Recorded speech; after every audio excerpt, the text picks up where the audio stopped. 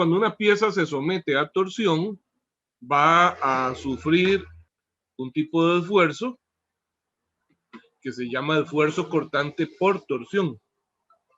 El esfuerzo cortante por torsión se calcula como el producto de T por C entre J, ¿verdad? ¿Qué es T? El torque aplicado. C es el radio exterior, perdón. Radio exterior. Bueno, vamos a decir que yo le preguntaría, ¿está bien lo que usted está contestando? Si yo le pregunto cuál es el esfuerzo cortante máximo. Porque si fuese el radio exterior, entonces no se preguntarán ustedes por qué en vez de poner C no ponen R en la fórmula. Lo que sucede es que el esfuerzo cortante en una pieza de sección circular, asumamos este es el área transversal de una pieza de sección circular, y entonces voy a hacer una gráfica sobre la pieza. En la horizontal voy a medir el radio, pero le voy a llamar C. Y aquí la magnitud del esfuerzo cortante. Antes de poner nada más en la gráfica, veamos qué era J. El momento polar de inercia. Momento polar de inercia. Y el momento polar de inercia es una propiedad geométrica. Solo tiene que ver con la geometría, ni siquiera tiene que ver con el material, ¿verdad? De manera que si la geometría, y en ese caso del área transversal, es uniforme y constante, o sea que no varía, entonces J es una constante. El torque aplicado pues va a ser un valor constante que tengo yo para el momento en que estoy haciendo el cálculo. Y C es una variable. C es el radio medido desde el eje central de esa área hacia afuera. Entonces, vean que esto sería una ecuación de una constante por la variable. Eso es la ecuación de una línea recta, ¿verdad? Cuya pendiente sería la parte constante, que sería T entre J. Entonces, si yo grafico, vamos a ver acá, entonces, distancia radial, lo voy a llamar así, desde el eje central. De modo que entonces C, en el puro centro del área transversal, tiene un valor de 0 y en la superficie tiene un valor igual al radio externo, entonces, de esa pieza. Entonces, por eso es la diferencia. C no es el radio externo, sino que es una variable. Entonces, si yo grafico este esfuerzo cortante, va a tener la gráfica de eso, como les digo, es una línea recta y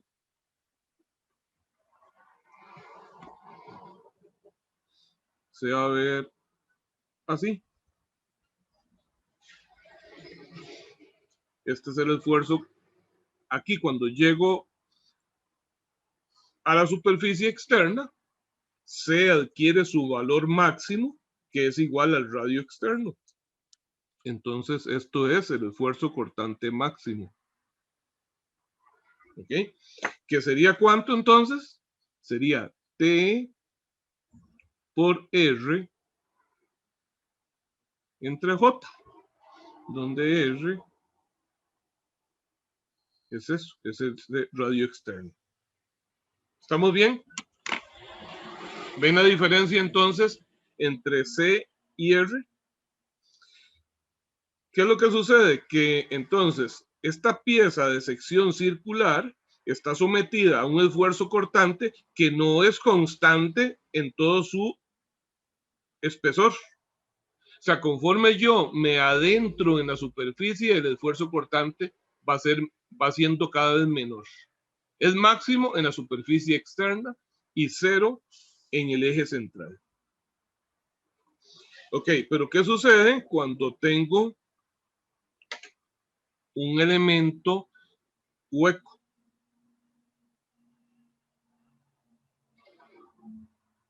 Cuando tengo un elemento hueco que tiene un radio interno y un radio externo,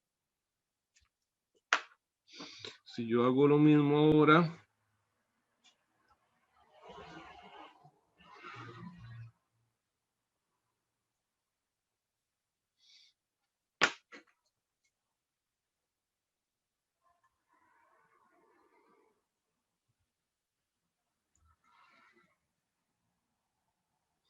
RI le estoy poniendo ahí por si no se ve muy claro la imagen, y RE, radio interno, radio externo. En este caso, la ecuación es la misma, la que voy a aplicar para calcular el esfuerzo cortante producido por la torsión. Para completar el dibujo, hagámosle un dibujo acá de un torque, ¿verdad?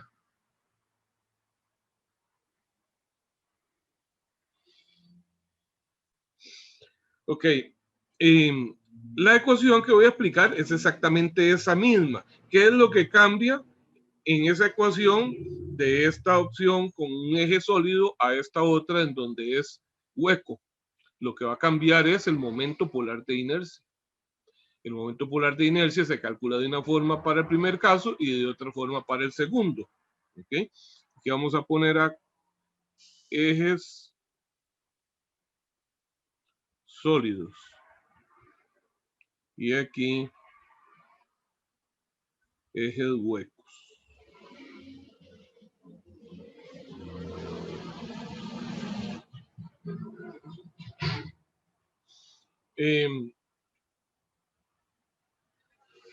Entonces, ¿a dónde empieza la superficie? En este caso, el área transversal no empieza acá en C igual a 0, porque aquí no hay material, esto es un hueco.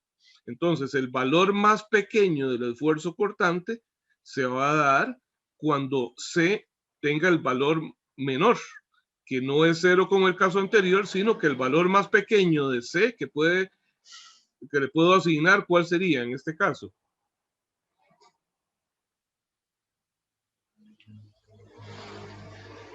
RI, ¿verdad? RI, el radio interno, efectivamente, el radio interno. Y el valor más grande, pues, es el radio externo. Bueno, la ecuación va a tener la misma geometría, pero esta vez los valores van a estar dados acá solamente. O sea, es una ecuación con pendiente que llega al origen, ¿no? Pero el valor más pequeño no es 0. Entonces aquí tengo el esfuerzo cortante máximo y aquí adentro el esfuerzo cortante mínimo. ¿Ok? Que este sería entonces, el mínimo sería T por R interno entre J, y este sería T por el radio externo entre J.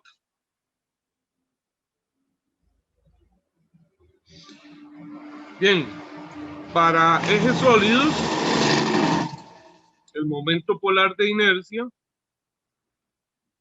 es pi r a la 4, ¿entre qué era? Entre 2, creo.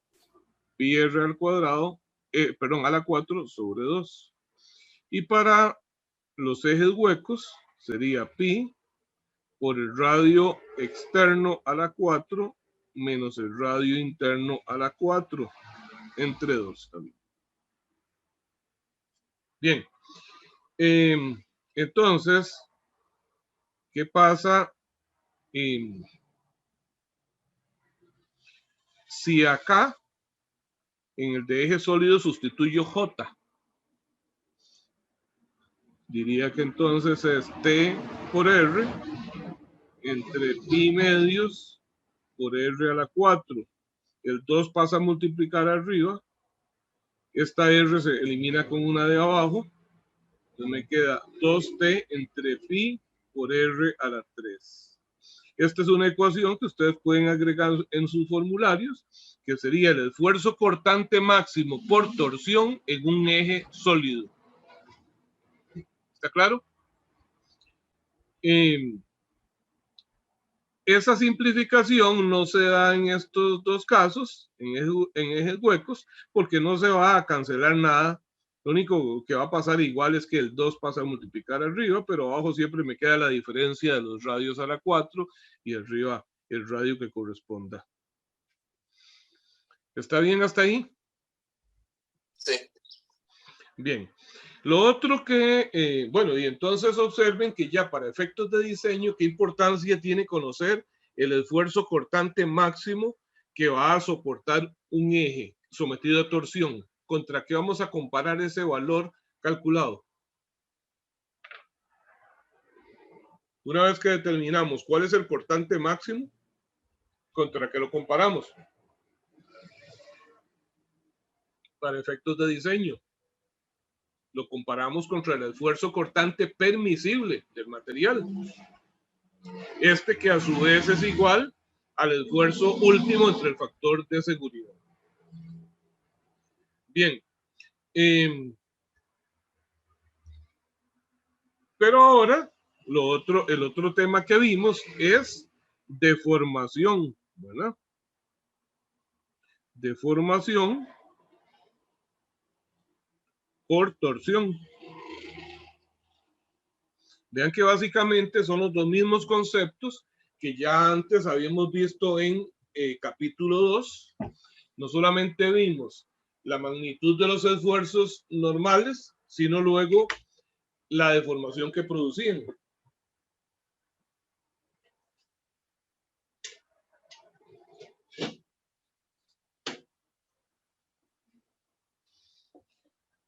Entonces, vimos otra fórmula, ya ustedes vieron ahí en los ejercicios, que permite calcular cuánto es el ángulo de deformación por torsión. Y dice que es igual al producto del torque aplicado por la longitud del elemento entre G, que es el módulo de rigidez, por el momento polar de inercia. Y vean que de alguna manera, o sea, hay variables comunes en el esfuerzo cortante, ¿verdad? De hecho, hasta podríamos poner, hacer alguna sustitución e involucrar por aquí el esfuerzo cortante. Lo que no tenemos acá es el radio. Bien, pero entonces, observen, esta es la deformación que tengo en una pieza sometida a torsión. ¿Qué importancia tiene conocer la deformación? Bueno, aunque estemos trabajando en el límite elástico, la deformación, si es muy grande, podría afectar el funcionamiento de mi máquina. Y para algunas aplicaciones, pues más bien se hace un diseño asegurándose que haya una buena deformación elástica. Por ejemplo, vamos a ver, ustedes conocen los resortes helicoidales, ¿verdad? Los resortes helicoidales son estos que tienen forma de espiral, ampliamente utilizados en las suspensiones de todo tipo de vehículos, desde bicicletas, motocicletas, automóviles, hasta equipos muy grandes. ¿Qué será lo que sucede cuando yo tomo un resorte helicoidal y le aplico una carga? ¿Qué será el tipo de deformación que sufren ellos? Ustedes se habrán imaginado, se habrán puesto a pensar cómo es que se deforman esos resortes. Ustedes van a ver un cambio en la longitud, ¿ok? Pero eso es como lo macro, lo externo. Pero ¿qué es lo que está sucediendo en cada segmento de este resorte cuando él se comprime? Lo que sucede es que estas vueltas del resorte, ¿saben cómo se llaman esas vueltas del resorte? No, yo no. Se llaman espiras. Las espiras del resorte sufren deformación por torsión. O sea, cada pedacito con respecto al que le sigue está haciendo un giro alrededor de su propio eje. Ellos se deforman por torsión. Cuando yo comprimo, todo ese alambre que está formando esa geometría helicoidal, lo que sufre es una deformación de torsión. Hay otras aplicaciones en donde es más evidente que la deformación es por torsión. Ahorita les voy a contar. Pero bueno, antes de pasar a otro ejemplo, lo que quiero decirles es eso entonces, que en este caso, más bien, un resorte, por ejemplo, un resorte helicoidal utilizado en suspensión de un automóvil, se requiere que tenga un buen rango de deformación elástica con la aplicación de la carga, ¿verdad? Que no vaya a ser que con una pequeña carga está totalmente comprimido nada más, o que es tan duro que no se comprime. Entonces, algunas veces la deformación es un aspecto deseable en nuestro diseño, pero en otras ocasiones no lo es, porque esa deformación entonces puede alterar el funcionamiento de un equipo. Supongan, por ejemplo, un eje que está transmitiendo movimiento de un lado a otro, ¿verdad?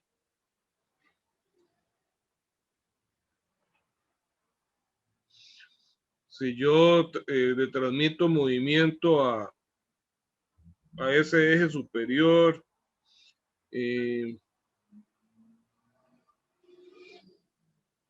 desde un motor, ¿okay? Tengo un motor eléctrico que pone a girar este elemento. ¿Cómo se llama este elemento? ¿Cómo se llaman esos elementos circulares en este sistema de transmisión?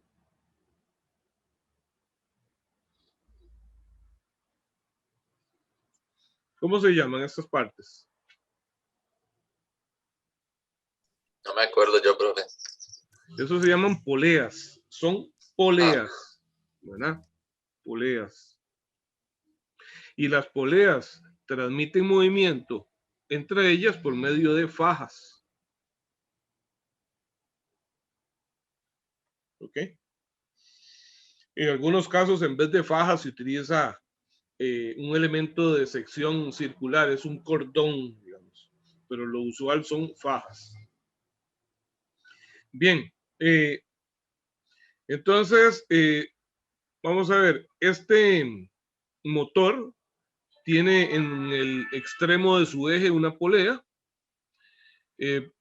Por medio de una faja se transmite movimiento de la polea del motor a la polea, a una de las poleas de ese eje que está arriba. Todo el eje se pone en movimiento y aquí al otro lado le estoy dando movimiento para alguna función de la máquina. ¿Okay? La máquina que estoy poniendo a trabajar, no sé, algo hace acá. Si hay cierta oposición, vamos a ver, para hacer un ejemplo más práctico, supongo que lo que está moviendo este eje en el otro extremo es un rodillo. Y ese rodillo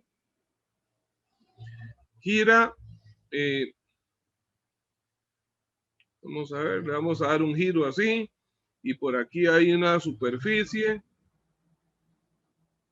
algún material que con el giro del rodillo, ese material, un material laminar, empieza a trasladarse en ese sentido. ¿Okay?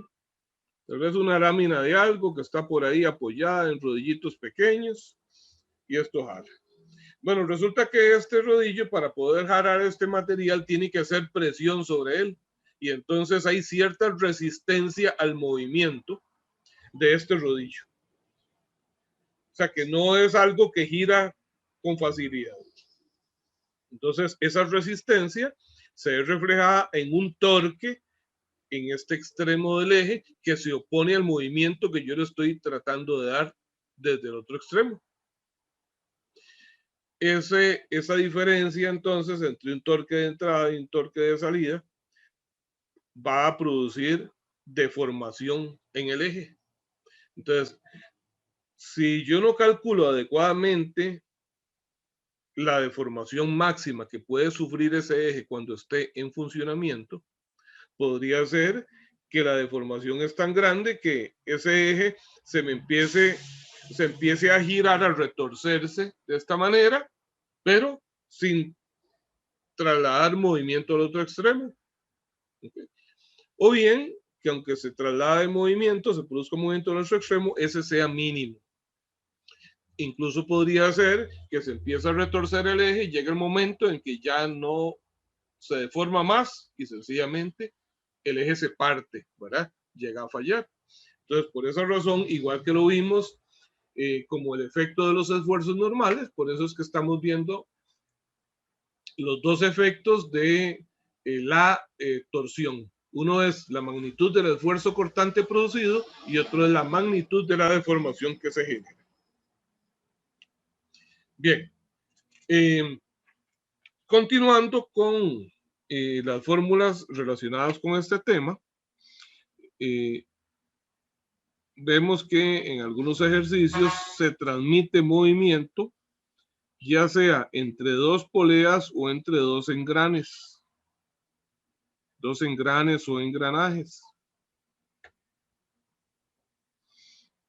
Vamos a ver aquí rápidamente lo que sería transmisión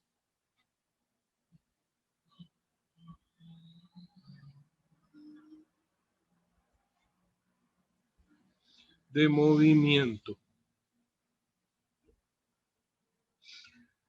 Entonces, voy a considerar que este engrane de la derecha gira en sentido horario.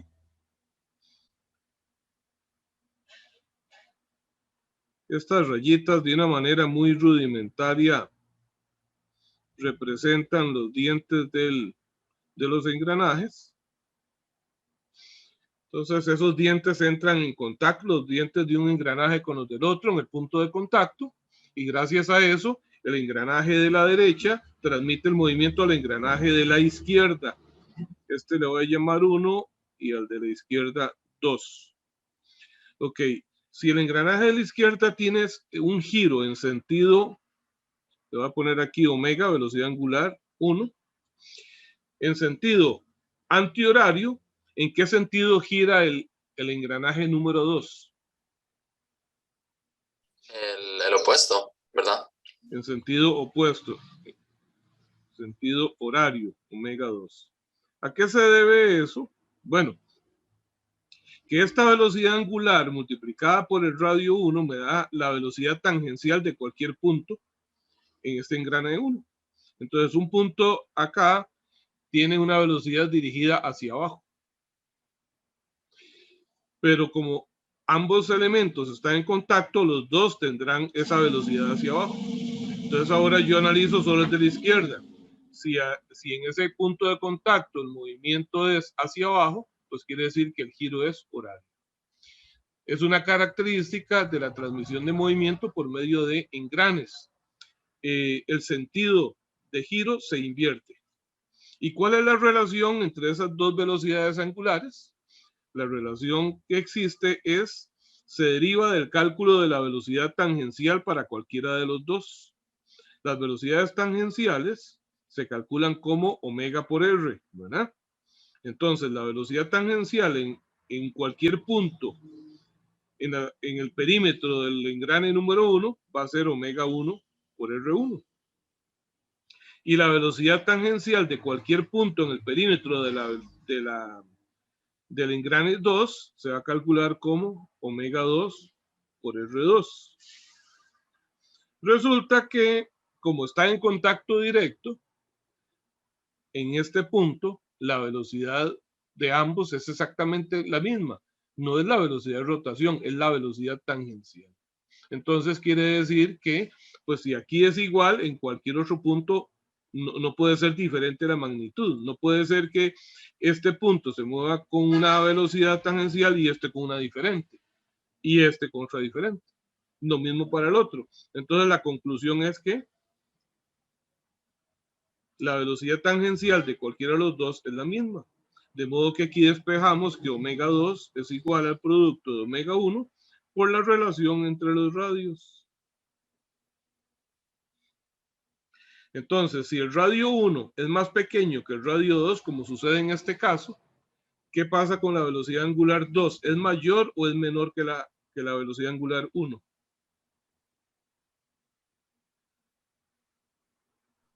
Menor. Es menor. Cuando el engrane de entrada de movimiento es más pequeño que el de salida de movimiento, entonces se reduce la velocidad. Si por el contrario el radio 1 fuese más grande que el 2, esta relación me va a dar más que 1 y la velocidad angular 2 sería mayor. ¿Okay? Ustedes pueden fijarse en eso. Si tienen bicicleta, pónganse a través de la bicicleta y se fijan qué es lo que sucede cuando ustedes hacen cambios. Bueno, aquí les estoy hablando de engranes, pero resulta que la misma situación se da cuando tengo poleas.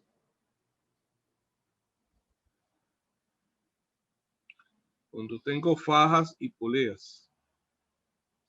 Pero vean qué interesante. En este caso, igual este va a ser el 1, este es el 2. El 1 gira en sentido antihorario. ¿Ok? Eso genera una velocidad tangencial en todos los puntos de esta polea número 1, que es igual a omega por R. Entonces, un punto por acá de esta polea, ¿hacia dónde será su velocidad tangencial? ¿Hacia dónde sería la velocidad tangencial de un puntito que pongo aquí en la polea 1? Hacia arriba. Va a ser hacia arriba, siempre va a ser perpendicular al radio. Bueno, y la velocidad de ese punto de la polea y de la faja que está sobre ella es igual, porque salvo que la faja esté muy floja y se deslice, la faja se mueve con la misma velocidad que los puntos de la polea. Entonces, este punto y y cualquier otro de la faja, todos tienen esa misma velocidad, omega 1 por R1. Pero si analizo este otro engrane, entonces, esta otra polea, vean entonces que la velocidad de estos puntos van hacia allá, ¿verdad?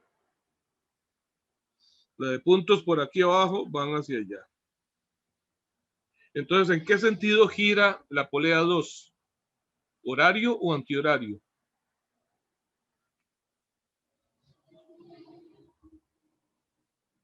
Va a ser antihorario, ¿verdad? Antihorario también. Entonces, vea qué interesante. Para el caso de poleas no se invierte el sentido del movimiento como sí sucede en el caso de engranes. Y esto es exactamente lo mismo cuando en vez de poleas y fajas utilizo piñones y cadena, como en el caso de una bicicleta. Ok, entonces por el mismo principio de que la velocidad tangencial en cualquier punto de la polea, perdón, en cualquier punto de la faja que recorre ambas poleas es igual, entonces la conclusión es la misma, que omega 1 por R1 es igual a omega 2 por R2. De manera que la velocidad angular 2 es igual a la 1 por R1 entre R2. Bueno, y ahora por último vamos a ver algo que se llama transmisión de torque.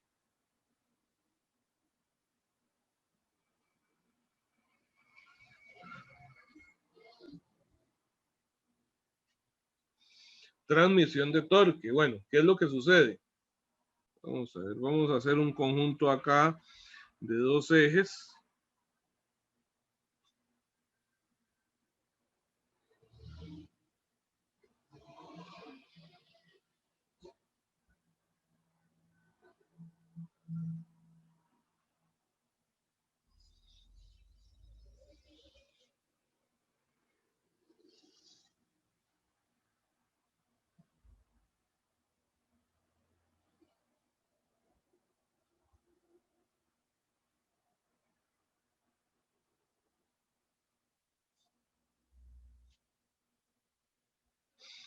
Estas piezas verticales son apoyos para los dos horizontales que son ejes.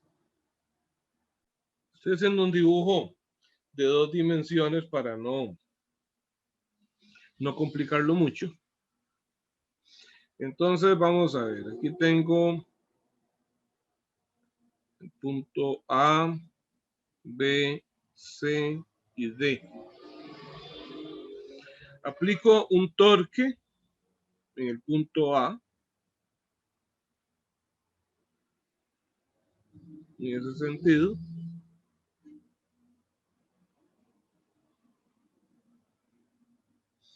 ¿De qué manera podría aplicar un torque? Bueno, podría ser algo manual, que yo sencillamente con la mano voy a darle vuelta a esto y mido la magnitud del torque que estoy aplicando.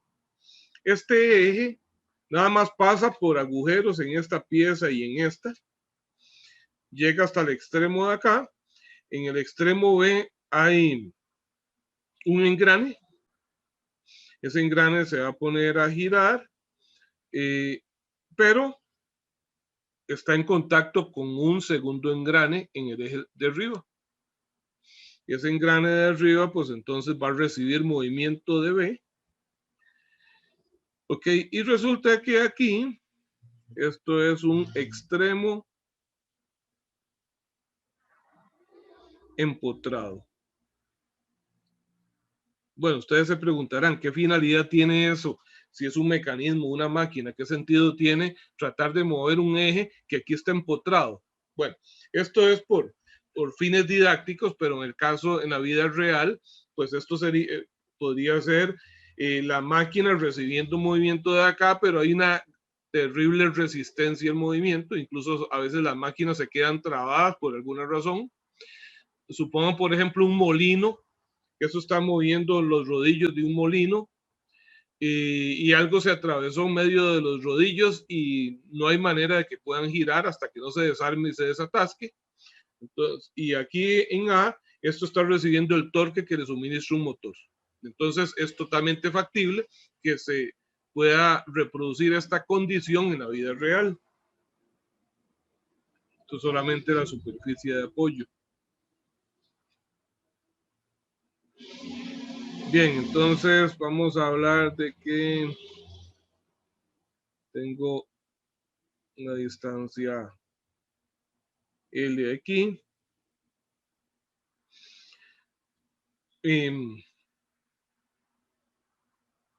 Y aquí hablo de radios RB y RC. Vamos a ver ese problema literal. ¿Okay? Entonces nos piden determinar la deformación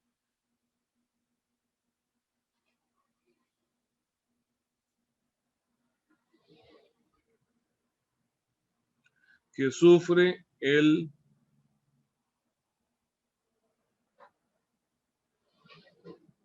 extremo A del eje inferior. ¿Qué tipo de deformación será esa? ¿Qué será la deformación? ¿Por qué se podrá deformar? Tal vez me equivoque y no exista eso. ¿Cómo interpretan ustedes la deformación del punto A?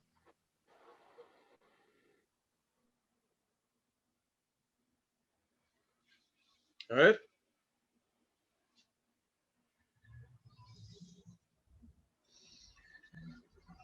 Lo que sucede es que si este eje estuviese solo, si no hubiese un eje arriba al cual se le transmita movimiento, y yo aplico un torque acá, pues va a generar movimiento con toda libertad acá, de lado a lado.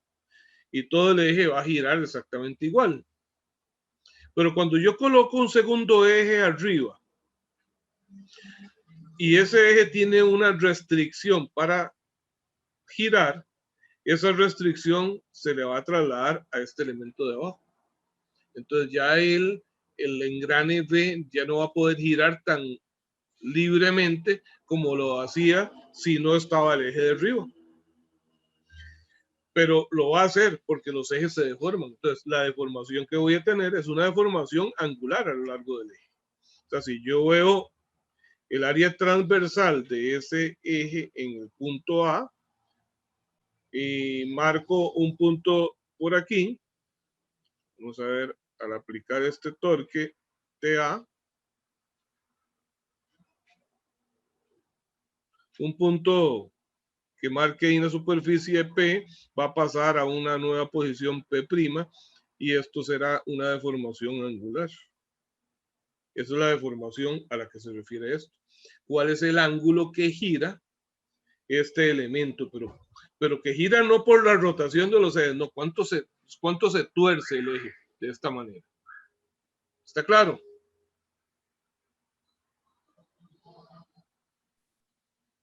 A ver, ¿me están oyendo? Sí, profe. Sí, profe, sí está claro. Ok.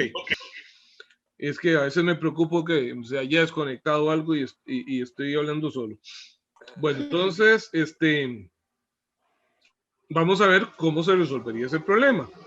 ¿Por qué dije todo esto cuando mencioné transmisión de torque? Bueno, porque resulta que ese torque que yo estoy aplicando aquí se transmite a lo largo de todo el eje y de este eje a través del engrane B se transmite al engrane C. Entonces hay una transmisión de torques de B hacia C.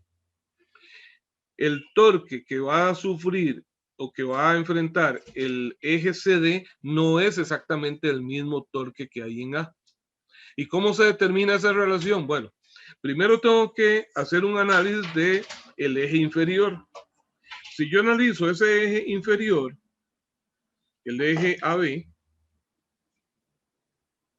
observo que entre los puntos, entre los extremos A y B, además del torque que hay aplicado en el punto A lo largo de todo ese recorrido hasta llegar al punto B, no hay ningún torque adicional. Entonces quiere decir que todo el eje está sometido a el mismo torque. Pero al llegar a B, en B voy a tener un torque de oposición al movimiento que es producto de la oposición al giro que tiene el eje superior y están conectados entre ellos. Entonces aquí pues sería lógico poner como acción y reacción aquí un torque B en el extremo en sentido opuesto. Si yo considero que este es el eje X y hago una sumatoria de momentos en X igual a 0, entonces llego a la conclusión de que el torque en B es igual al torque en A. ¿Estamos bien? Sí. Bien, pero resulta que ese torque que hay en B ahora se va a transmitir a C. ¿Cómo se transmite el torque del eje AB al eje CD? Por medio de los engranes. Bien, entonces, ¿qué sucede?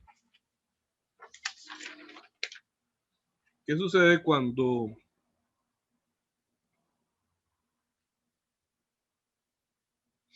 esto va a ser el engrane B?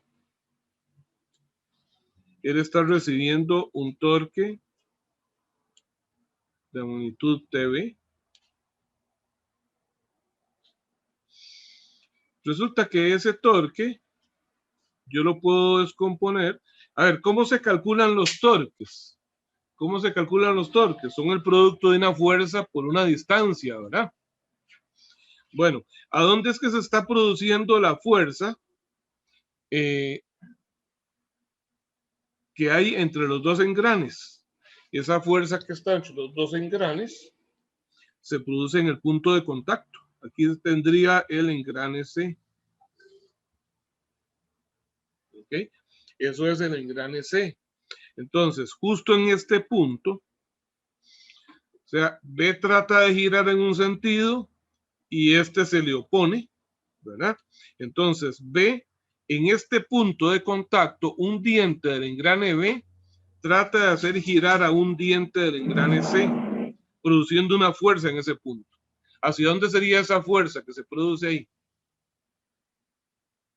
En el punto de contacto. Hacia la derecha. Hacia la derecha, ¿verdad? Si este punto está perfectamente sobre la vertical, entonces esa fuerza tiene una dirección tangencial, siempre va a ser perpendicular al radio, y en ese caso pues me queda totalmente horizontal. Bueno, entonces si yo hago el diagrama de cuerpo libre solo del engrane B, ¿ok? B entonces genera una fuerza hacia la derecha sobre C. ¿Estamos de acuerdo? Para tratar de hacerlo girar. Pero C a su vez se defiende, produciendo una fuerza ¿en qué sentido? De reacción. Es de reacción y sería entonces hacia la izquierda. Entonces, aquí se produce una fuerza F para acá. ¿Ok? Y yo tengo el torque acá, TB para acá. Considerando que aquí está, este punto representa al eje X. Si yo hago sumatoria de momentos en X igual a 0, entonces, ¿quién produce momentos alrededor de este eje? Alrededor de este eje X que sale de ahí. El momento que tenemos, TV, que vamos a ver, voy a utilizar la convención de signos que antihorario es positivo, entonces sería menos TV. ¿Ok? ¿Y quién más produce momentos? Produce momentos la fuerza F. ¿Cuál es el momento que produce F alrededor del eje? F por el radio. F por el radio. Y ese sería en sentido antihorario, sería positivo, más F por el radio de B igual a 0. Entonces de aquí puedo despejar que esa fuerza F va a ser igual al torque de B dividido entre el radio de B. ¿Estamos bien? Vamos a poner aquí engrane B. Diagrama de cuerpo libre, engrane B. Así quiero que lo hagan en examen. Bien, pero ahora si yo hago el diagrama de cuerpo libre del engrane C, ¿qué tenemos? Aquí tengo el punto de contacto abajo, ¿verdad? En donde B está ejerciendo la fuerza F sobre C, ¿verdad? ¿Hacia dónde sería esa fuerza F en este punto? ¿Hacia la derecha o hacia la izquierda? La derecha. Hacia la derecha. Acción y reacción, que ya ustedes mismos me respondieron anteriormente. Y es la misma fuerza, porque es la fuerza de contacto entre los dos. ¿Ok? Bueno, y esa fuerza, entonces, debe producir un momento o un torque en ese engranaje, ¿verdad? Entonces, el torque en C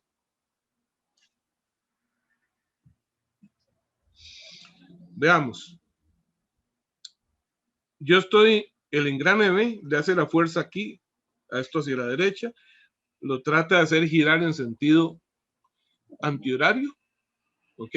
Pero, como ese eje, voy a traer de nuevo el dibujo original, eso sucede aquí, pero como ese eje está empotrado acá, entonces tiene cierta restricción, el eje se opone, ¿estamos de acuerdo? Se opone en movimiento. Se pone en movimiento y en ese caso entonces genera un torque opuesto a esto, que se transmite a lo largo de todo el eje, así como lo vimos para AB. Entonces aquí va a haber un torque en C opuesto al efecto que está teniendo la fuerza F. Entonces aquí tengo el torque en C. Si hago sumatoria de momentos en X igual a 0, entonces el torque en C es positivo Mira, esto lo puse al revés. Este se trata de hacer acá y este se opone. Esto es así. ¿Verdad? Así. Entonces, este es negativo. La fuerza produce un torque que sería la fuerza por el radio, que sería en sentido positivo. Sería más F por el radio de C. Y eso es igual a 0. Entonces, de aquí despejo que el torque de C es igual a fuerza por el radio de C. A esta ecuación le llamo 1 y a esta ecuación le llamo 2. Ahora entonces voy a sustituir 1 en 2.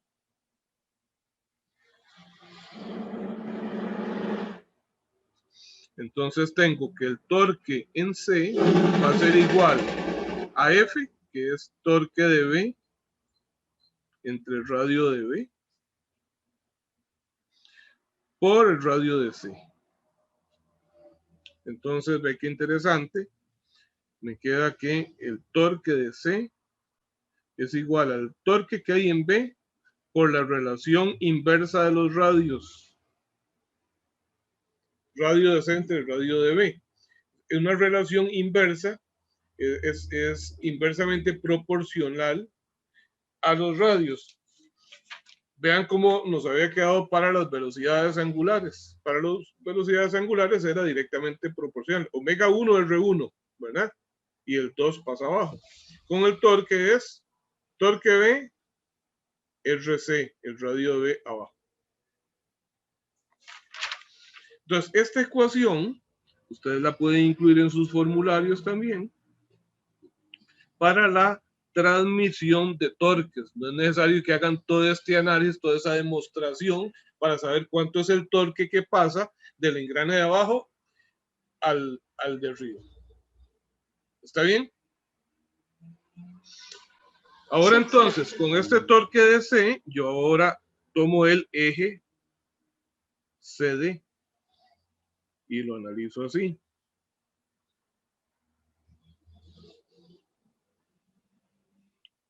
Se le está aplicando acá en el extremo C un torque C. ¿Verdad? Profe, ¿puedo bajarle un toque? Casi no se ve. Ajá, ahí. Entonces, en el punto C aplico un torque, que es ese que está recibiendo por medio del engrane de B. Y en este extremo está empotrado. Entonces, ¿cómo es la reacción en el empotramiento? Opuesta. Un torque igual, ¿verdad? Porque no le permite hacer girar, igual y opuesto. En ese caso, entonces, un torque D. Y como entre estos dos puntos no existe ningún otro torque aplicado ni ninguna fuerza, si hago sumatoria de momentos en X igual a 0, tengo que el torque en D es igual al torque en C. ¿Ok? ¿Alguna consulta hasta ahí antes de cambiar la hoja? Todo bien. Ok. Entonces, ahora vamos a ver cómo podemos determinar la deformación que sufre cada uno de los ejes.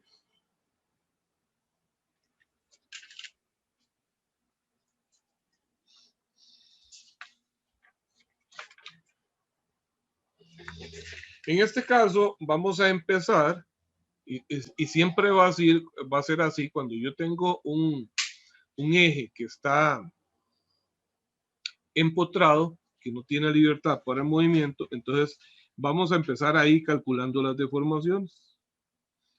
Entonces tengo el eje CD.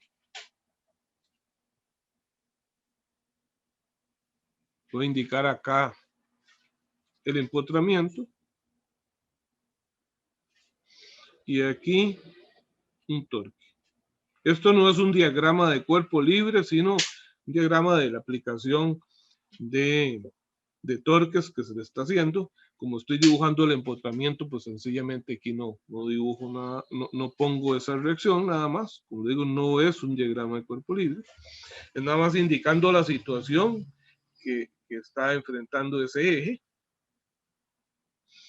Bien, entonces estamos ante un problema en donde tengo un eje de longitud conocida, de radio o de diámetro conocido, radio igual R1, le vamos a poner acá,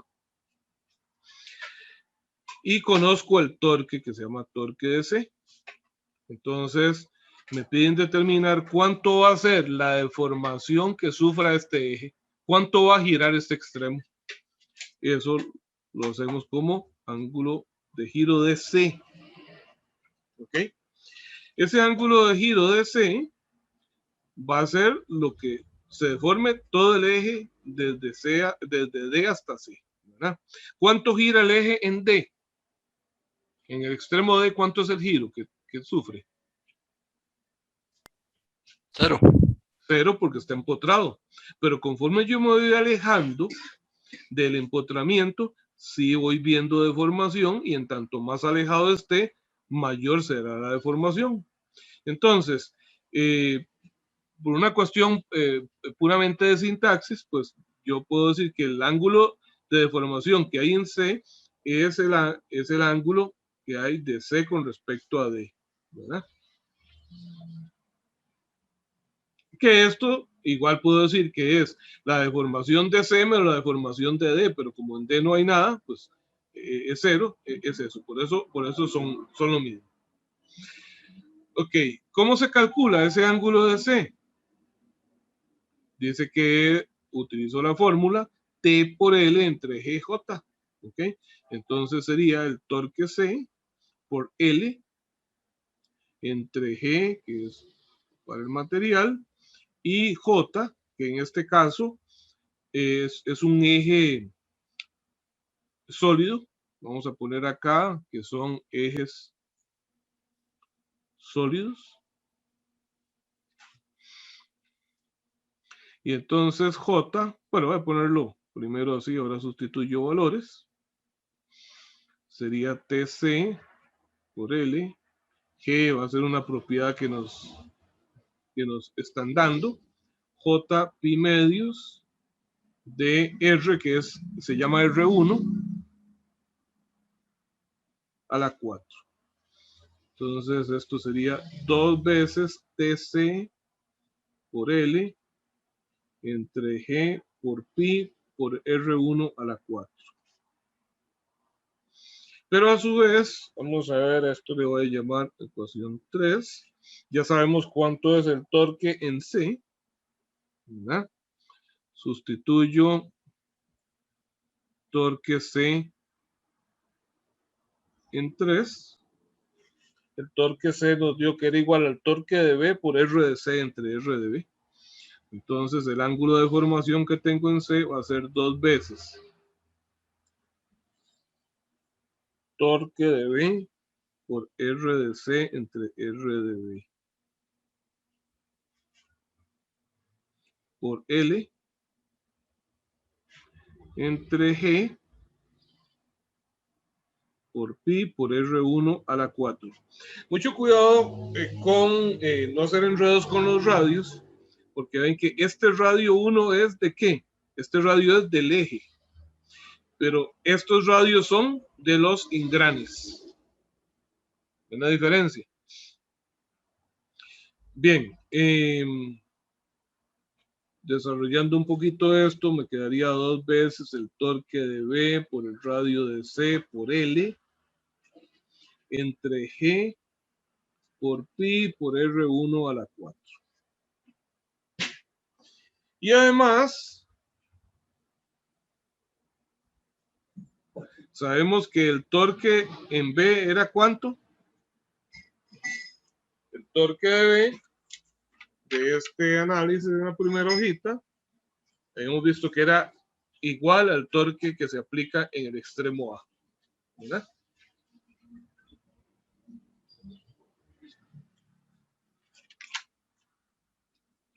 torque de B es igual a torque de A. Profe, ¿y no le hizo Perdón. falta Sí, RB? RB, sí, gracias, RB aquí. Muy bien, entonces, ahora sí, esta sería la expresión final para el ángulo de deformación de C, que sería 2TB RC por L entre G por pi por R1 a la 4 por RB.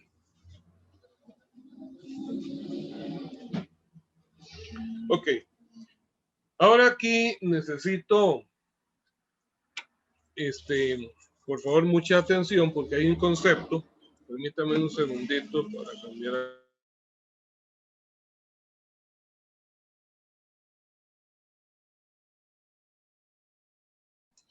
Bien, entonces, vean lo que sucede arriba. Tengo el engrane C, que este ángulo de giro que he averiguado es para el extremo C del eje y que por lo tanto va a ser lo que gire este engrane. ¿Estamos de acuerdo?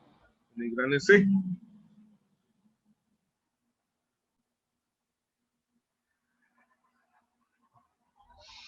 Y aquí tengo el engrane B. Profe, ¿Sí? ¿puedes repetir eso un toque? Es que se me cortó. Sí. No, solamente les decía que el giro que acabamos de averiguar, la deformación que sufra este eje en el punto, en el extremo C, pues va a ser lo que va a girar este engrane. Porque el engrane está pegado al eje, ¿verdad? Entonces gira con él. Entonces, si esto ya calculado, por decir algo, nos da 0.25 radianes, es el giro, pues entonces quiere decir que ese engrane gira 0.25 radianes. O si traducido a grados, me gira 2 grados el eje, se deforma 2 grados el eje en el extremo C, pues entonces quiere decir que ese engrane C gira 2 grados. ¿Está bien? Sí. Ok. Entonces, ahora vean esto. Voy a dejar este dibujito por acá.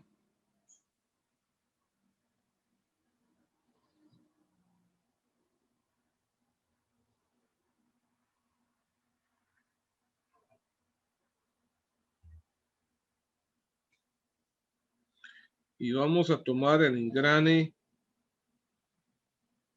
AB.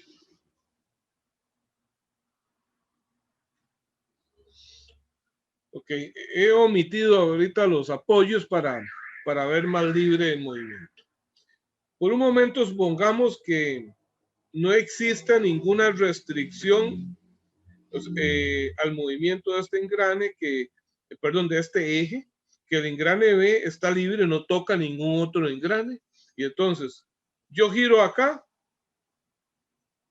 y lo que gire aquí va a girar exactamente igual al otro lado, ¿cierto? Si no hay ninguna oposición. Mejor le dibujo siempre el apoyo. Vamos a ver. Ahí está apoyado. No me gusta, se ve muy raro así. Como que está flotando ahí. Entonces, si no hubiese nada acá que se ponga, yo hago un giro acá y lo que gira en A gira en B. El eje no se deforma, ¿cierto? Sin embargo, ¿qué pasaría si ahora, en vez de poner este engrane acá, sencillamente, bueno, o dejo el engrane y lo atornillo a una pared, ese engrane lo atornillo a una pared para que esto no pueda girar? O sea, lo que estoy haciendo es un empotramiento del eje B. Entonces ahora yo aplico un torque acá y logro hacer girar el eje si estuviera empotrado.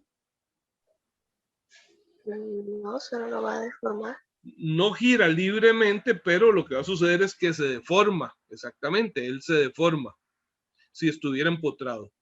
¿Ok?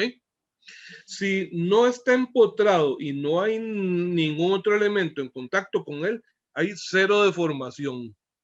Eso es como, aquí yo tomo el bolígrafo y lo estoy girando libremente. Le aplico un torque que genera movimiento en el extremo derecho y entonces el extremo izquierdo gira también. Esta barra, ese eje, no está sufriendo deformación. Pero si ahora aquí yo lo aprieto rígidamente y lo trato de girar en este punto, bueno, lograría verlo si fuese una barrita de esas de borrador. Ustedes lo pueden, si lo tienen una mano, lo pueden hacer. Lo que hago entonces es deformarlo. ¿Ok? No le transmito movimiento. Ok. Pero ahora resulta que ya no lo voy a empotrar. Entonces lo voy a dejar así. Yo voy a dejar el engrane y lo pongo en contacto con el engrane de arriba. ¿Ok?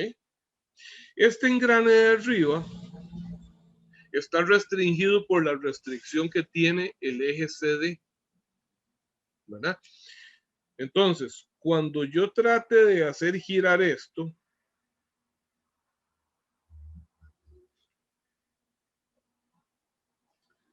ya el engrane B no está empotrado, entonces debería de girar. ¿Ok? Debería de girar, pero resulta que este engrane de arriba se le opone, porque el eje de arriba sí está empotrado. Entonces, este punto, perdón, este engrane sí va a poder girar,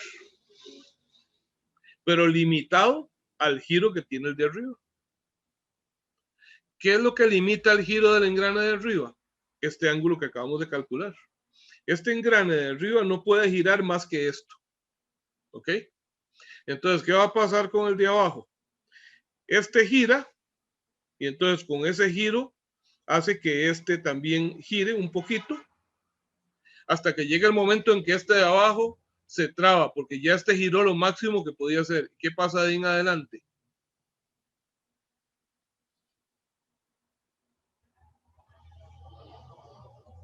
Es como si estuviera empotrado. A partir de ahí, de que ya este giró lo que podía girar, ahora este está como que si fuese empotrado. Entonces ahora, de aquí para acá, esto se va a deformar. A va a tener un giro adicional a lo que tuvo B, pero va a ser por la deformación del eje. ¿Me explico? Yo sé que esto no es sencillo de comprender ahí de buenas a primeras, así que por favor hagan las consultas necesarias. A ver. Profe, o sea que, digamos, eso sería como que el eje CD Ajá, llega el al eje de máximo arriba. y de ahí B se empotra entonces. Exactamente. Entonces, ¿qué sucede? Usted empieza a girar ¿verdad? O sea, usted le aplica el torque acá, transmite torque aquí, este torque produce cierto movimiento, este empieza a girar, pero ese giro de C se traduce a una deformación de este eje, ¿verdad? Ya llega a la máxima deformación que alcanza entonces este se queda trabado, ¿verdad? Y este se queda trabado, y entonces al quedarse trabado impide que B gire, ¿ok? Y ahora entonces, este extremo está trabado y este torque aplicado sigue tratando de girar y todo lo que produce es la deformación del eje AB. Entonces, al final, ¿cuánto va a girar A? ¿Cuánto va a girar A al final entonces? Bueno, va a girar lo que gire B por el giro que tuvo C, más la deformación que haya entre B y A.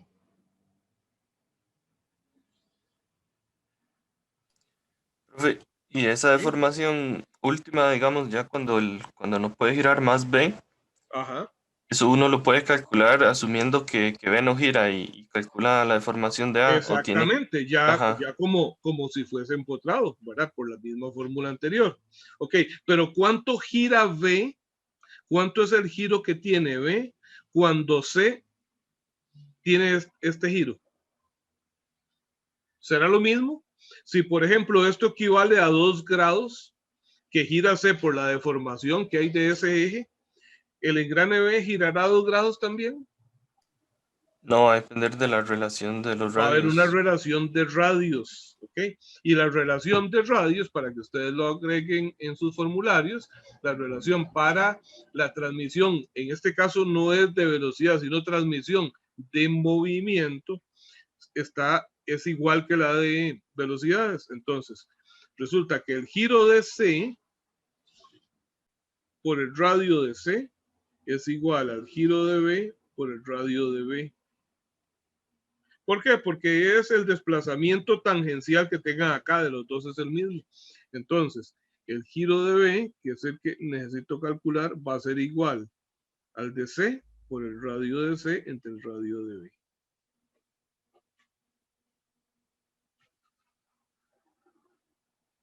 Entonces, gracias a esto puedo calcular cuánto va a ser el giro que tiene el engranaje B. ¿Ok? Y al girar el engranaje B, como él está pegado a este eje, pues va a ser un giro que tendrá todo el eje, ¿verdad? Y a eso tengo que sumarle la deformación adicional que tiene el eje al torsionarse, porque ya B no gira más. Entonces, el giro que tiene A va a ser el giro de B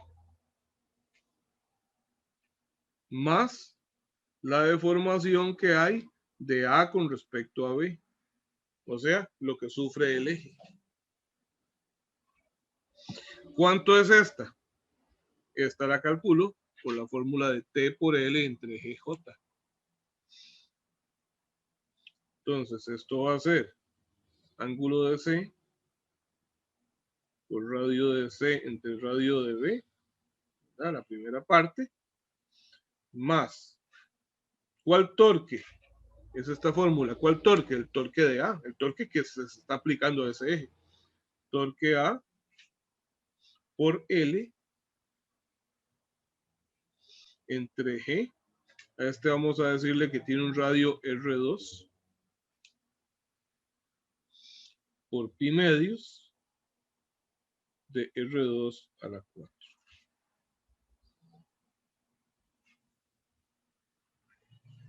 Profe, ¿qué valores tienen L y G?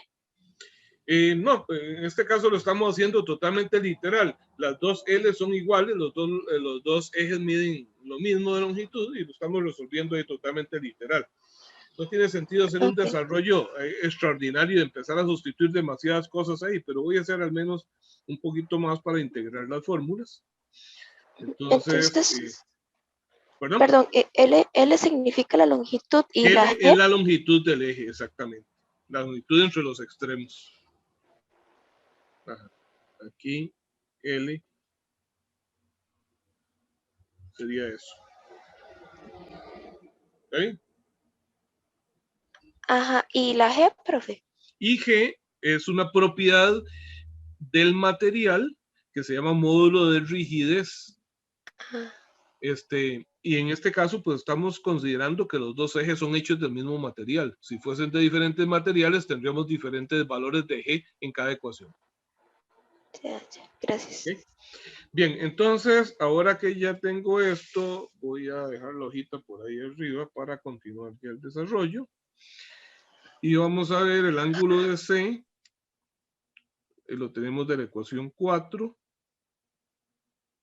Entonces vamos a sustituir 4 en 6. Y digo que el ángulo de formación de A va a ser, en vez de esto, es esto. 2 veces. Mira, en esta 4 se suponía que lo que iba a sustituir era que T era igual a TA y no lo dice. Esto es TA, ¿verdad? Entonces va a ser 2 veces TA. Voy a cambiarle el orden. Voy a poner primero la L. Ahora sí, el RC. De abajo G por pi. Y aquí tengo R1 a la 4 y RB. Voy a ponerlo como dos expresiones, pero todo junto es el ángulo de C. Y esto multiplicado por RC entre RB.